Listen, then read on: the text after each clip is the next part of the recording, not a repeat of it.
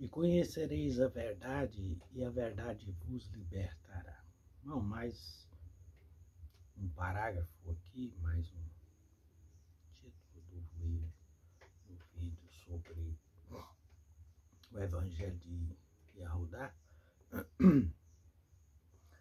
Às vezes os irmãos podem achar assim que eu falo muito devagar, como de fato eu falo muito devagar. Porém, irmãos, eu creio que se vamos fazer as coisas, temos que fazer com cuidado, para não fazer coisas erradas, para que não caiamos no erro, né? E aprendi de pequeno que a pressa é inimiga da perfeição. Por isso eu peço aos irmãos que tenham paciência. Porém, aí no YouTube, onde você vai assistir esse vídeo, tem um botão aí que você pode acelerar o vídeo. E aí vai ser mais rápido, você vai perder menos tempo e vai ouvir todas as palavras. Então, os irmãos me perdoem, né? Mas precisamos fazer de acordo com as palavras. Então, o título agora, Yahudá pergunta a Jesus sobre esta geração e as gerações humanas. Então, uma geração acima, que é santa e pura, e a geração abaixo, que é a geração humana. Judas disse a ele: Rabi, que tipo de frutos esta geração produz? E Yahushua disse: as almas de todas as gerações humanas morrerão. Quando estas pessoas,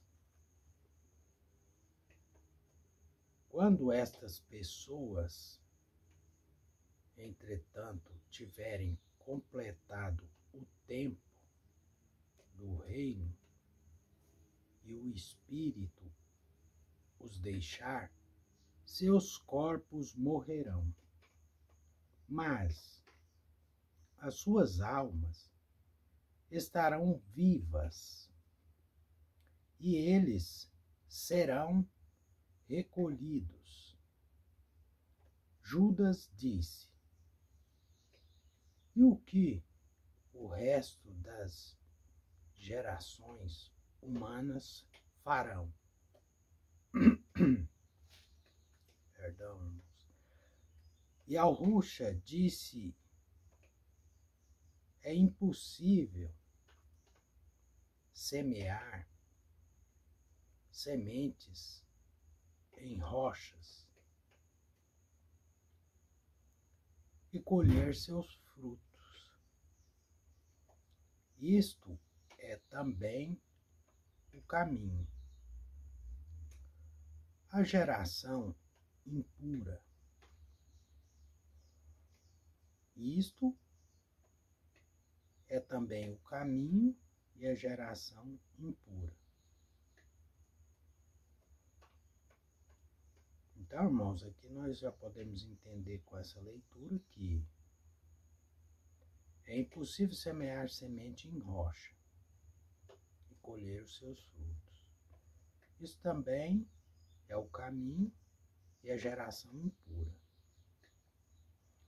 Então, um caminho impuro, uma geração impura, não dará frutos, né? Continuamos a leitura. E Sofia,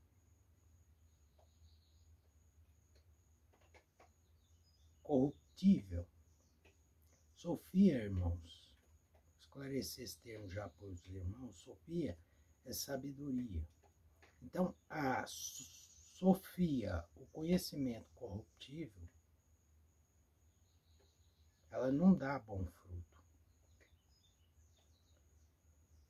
Então, tem que ser uma Sofia incorruptível, né?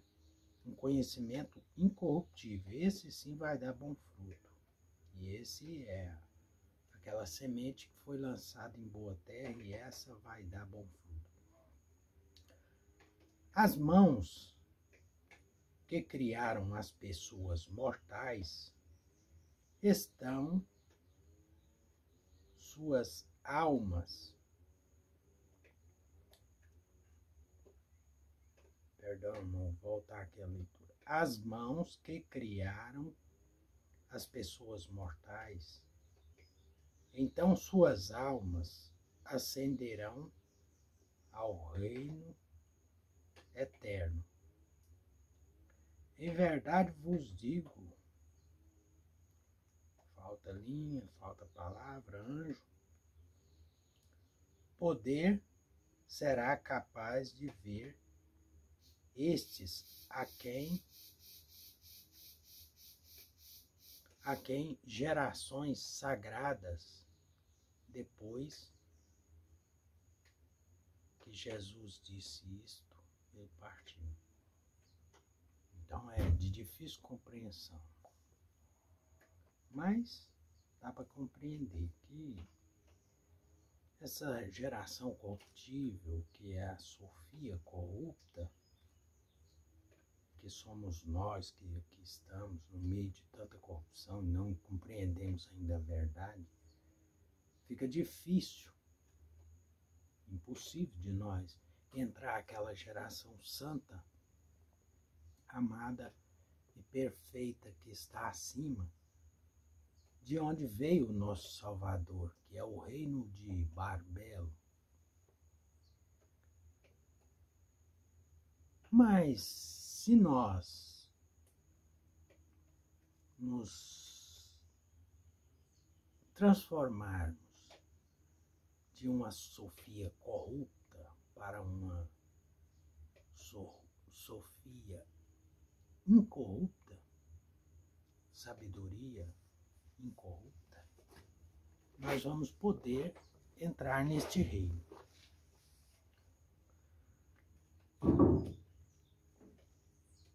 Então vamos para o próximo título. Judas relata a sua visão e Jesus responde. Judas diz: Mestre, da forma que você ouviu, todos eles agora também. Escuta-me. Então Judas pediu para que o mestre escutasse ele, porque ele tinha ouvido os outros e agora Judas queria que ele o ouvisse. Escuta a mim, pois eu tive uma grande visão. Quando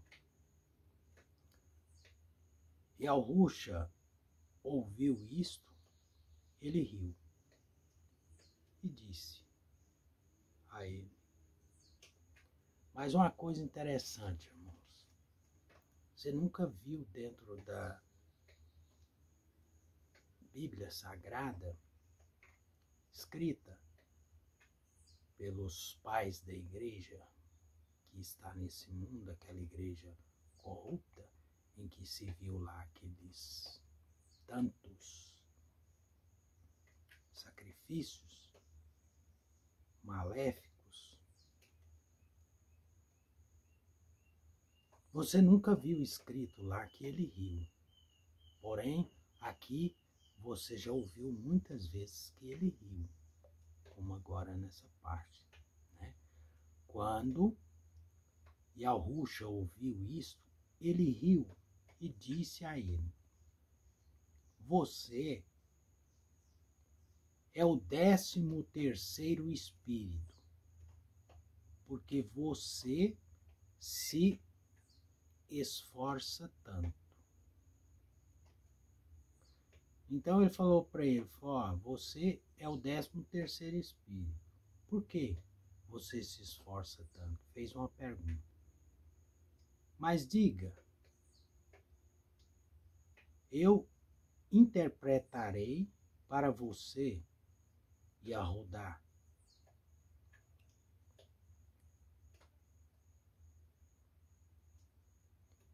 Disse a ele: Na visão, eu vi a mim mesmo e os 12 discípulos.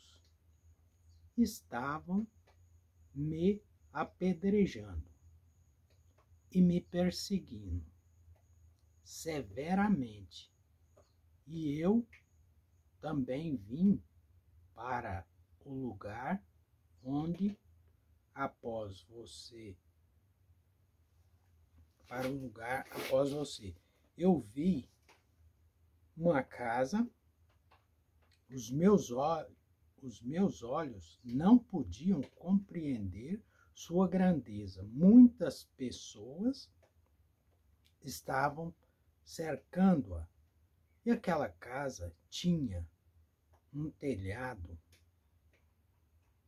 ou teto, né, de vegetais. E no meio da casa havia uma multidão,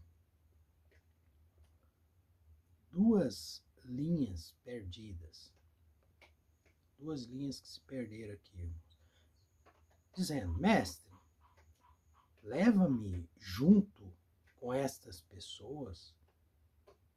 E a roxa respondeu e disse: Yahudá, sua estrela lhe conduziu fora do caminho. Ele continuou: ninguém que tenha nascido mortal é digno de entrar na casa que você viu, pois aquele lugar é reservado para os santos.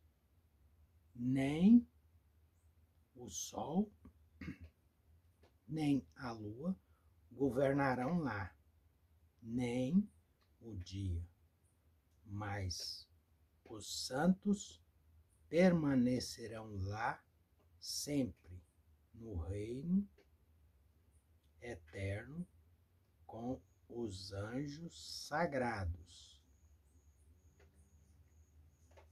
Olhe, eu expliquei a você os mistérios do reino. Ensinei a você sobre os erros das estrelas. Enviar nas 12 eras. Algumas palavras perdidas, algumas letras, e às vezes até linha. Então, irmãos, aqui nós vimos que Judas também teve uma visão e, como os outros já tinham contado a visão deles, ele queria falar com o Senhor. Então ele viu uma grande casa, e essa grande casa cercada e um telhado verde ali. Então ele viu alguma coisa do reino superior. E ele mostrou para ele que, de fato, os nascidos de carne não vai poder entrar. Sim, então ninguém de nós vai poder entrar lá?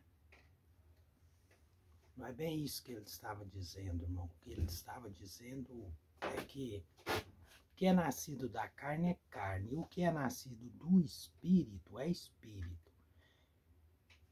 Em nós habita um espírito que não é deste mundo. Ele caiu de lá para cá. E é necessário que esse espírito volte ao Pai que o deu. Não é o sopro do Velho Testamento, do Deus Jeová do Velho Testamento. Porque esse é pai da matéria. Ele criou esta pele de carne que foi que ele vestiu Adão. Adão era um homem de luz. Seu corpo brilhava. E aquele Deus da matéria o vestiu com essa pele, para que tampasse essa luz que está no nosso interior. E para que esta luz volte a brilhar, é necessário, irmãos, que nós entendamos as palavras do nosso Salvador, Yahushua, que veio nos mostrar o caminho de volta. E para isso convém que crucificamos a nossa carne e com todas as paixões que essa carne, que é a veste que o Elohim do Velho Testamento colocou em nós, toda defeituosa, cheia de tantos sentimentos maus. É importante que nós sabemos que temos que crucificá-la com as suas paixões para que possamos, então, a nossa alma se unir ao Espírito.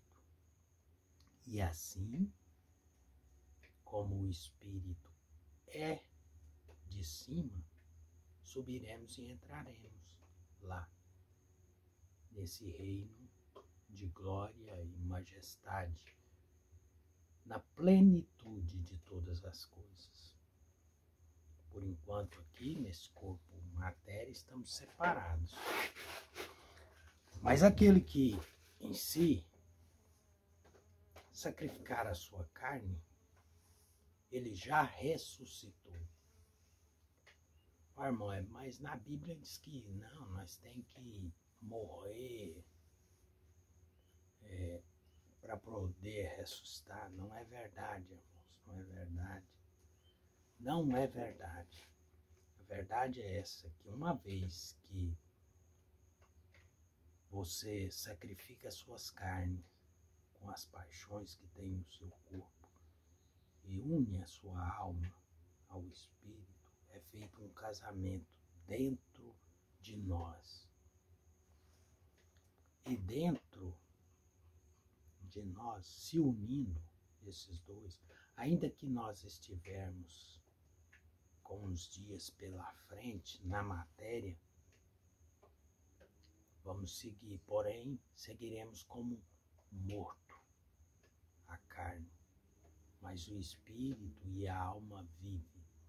E assim que esse corpo, esta pele, que nós nos despirmos dela e ela tombar a sepultura, subiremos para onde está o nosso Salvador, aonde Ele está nos esperando. Porém, aqueles 12 discípulos, que foi visto na visão dos 12, estes iriam distorcer todas as coisas e iriam enganar as pessoas para levar o povo aos templos de pedra, onde eles fazem os seus sacrifícios perante o altar. Eles viram ali sacrifício, irmão, mas porque eles estavam entre ali os judeus e aquele templo que eles conheciam era o templo de Israel. Então se sacrificava lá. Mas é o mesmo que se faz em qualquer templo de pedra, ainda que não se sacrifica crianças e animais, assim, para a gente ver lá, mas estão sendo sacrificadas pessoas que ali vão, porque estão ali perdendo o seu tempo e foi ensinado por eles que quando você morrer, você vai ressuscitar e vai para o céu. Porém, isso não é verdade. Porque se você for examinar, você vai ver, de acordo com o que nós já lemos aqui, que a pessoa perdeu o tempo dele. Ele está como se fosse um burro tocando um engenho. Então ele vai lá e volta, vai lá e volta. E quando solta ele de lá, ele pensa que andou muito e ele está no mesmo lugar. E nós que estamos aqui, irmãos, no presente, isso só pode ser no presente, não é no passado e nem no futuro, é agora, no presente. Se você entender e compreender estas palavras e cumprir o mandamento de nosso Salvador, essa alma que está dentro de você, se unindo ao seu espírito, será ressuscitada e será levada para o reino de glória. Mas se você tombar na terra, sair desse corpo, sem esta compreensão, nem você, nem nenhum outros dos que morreram anteriormente a você, que você conhece, seus parentes, seus amigos, nenhum deles foram para o céu. Não, perderam o tempo, o presente. A palavra presente é o que, irmãos? É um presente que o nosso Pai nos deu, que nós estando presentes, nós... Mas, no entanto, eles ensinou as pessoas, uns a vivem no passado, outros vivem no futuro, e ninguém aproveita o presente, sendo que realmente o que importa é o presente, aqui e agora. Para nós pormos em prática estas palavras nas nossas vidas, para que nós possamos conseguir a salvação. Porém, estamos começando agora e futuramente os irmãos vão entender mais sobre esta parte.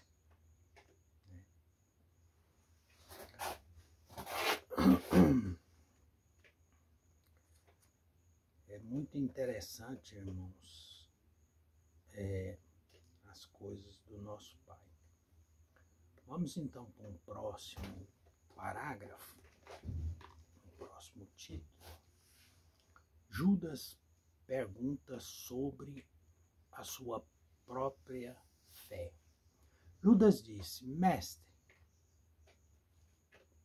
poderia ocorrer que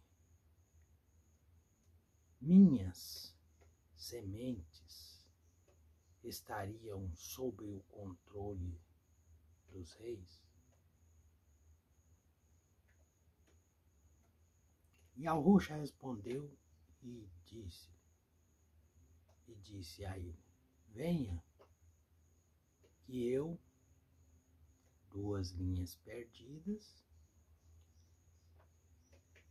mas você sofrerá muito para você poder ver o reino e todas as suas gerações. Quando ele ouviu isto, Judas disse a ele: que bem é este que eu recebi? Por que você ter me separado desta geração? E Arrucha respondeu e disse: você se tornará o 13º, e você será amaldiçoado pelos outros povos, e você virá para governá-los nos últimos dias. Eles amaldiçoarão a sua ascensão e condição dos santos. Então, irmãos, Yahudá, Judas, fez estas perguntas ao nosso Salvador sobre a semente dele. Se a semente que ele ia produzir estaria sob o controle dos reis.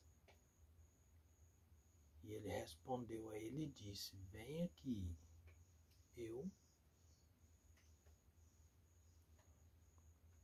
duas linhas perdidas, mas você sofrerá muito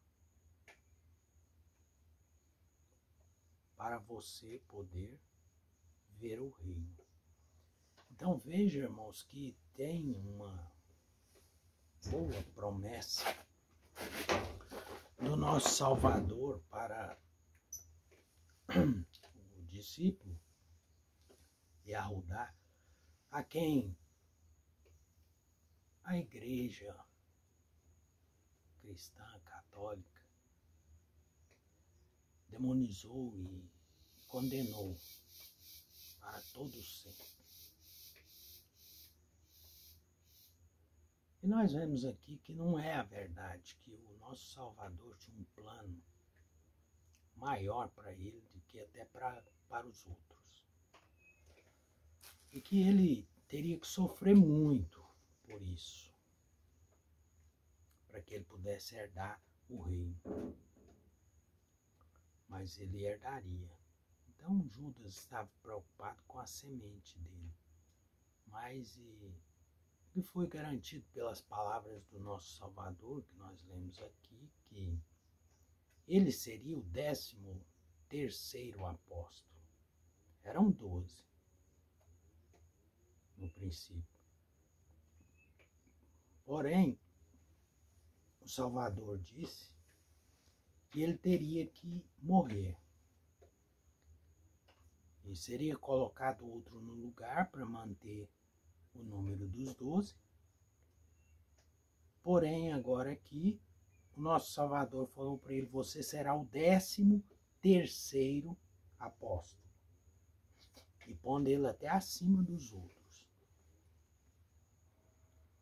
Se ele cumprisse a missão que lhe foi dada. E como um bom discípulo, ele cumpriu.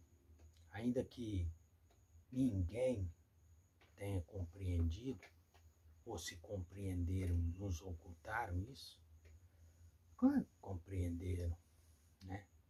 Porém, este evangelho, essa boa notícia que trouxe lá do pleroma, da plenitude para nós aqui, ele era diferente, é diferente de tudo quanto já foi mostrado na Terra. E aonde está a diferença desse evangelho, boa notícia? Está bem aqui, irmãos. Esta boa notícia trouxe para nós a compreensão de que o homem que deseja salvar a sua alma, ele não precisa de maneira nenhuma ir a um sacerdote, a um templo feito de pedra. Não, de maneira nenhuma. Ele precisa de entrar para dentro de si. E aqui, dentro deste templo, ele servir e agradar o nosso Pai. De que maneira? Purificando este templo, crucificando a carne e as suas paixões. E aí, sim, você vai conseguir a salvação. Porém, o que estava ali naqueles dias era o judaísmo, em que o povo necessitava de ir no sacerdote, levar as suas ofertas para que fosse, né, perdoado os seus pecados. E aquilo gerava um grande comércio, uma vida boa para aqueles sumos sacerdotes, todos aqueles que participavam ali daquele tempo. Porque, ainda que parecia boa a proposta ali, mas se tornou um grande comércio. No entanto, tem nos evangelhos que quando ele entrou ali, ele derrubou a mesa dos cambistas e todo mundo estava ali emprestando dinheiro e tal, e coisa, né, trocando dinheiro, e isso tudo tinha um lucro, porque o homem é mercenário, não faz nada que não seja para ganhar. Porém, essa boa notícia estragou o comércio deles.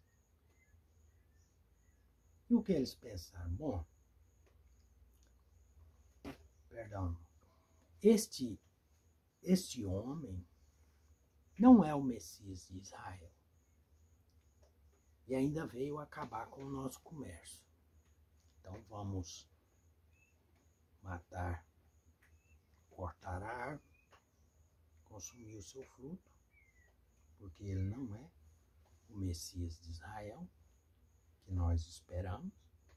Prova que ele não é, que eles estão até o dia de hoje esperando, lá no Muro das Lamentações, fazendo as suas lamentações e clamando pelo Messias de Israel. Então, irmãos, é muito fácil, se nós quisermos fazer como o apóstolo Paulo, considerar que é tudo aquilo que nós aprendeu para trás esteja errado, que sirva de esterco. Mas vamos receber agora um vinho novo,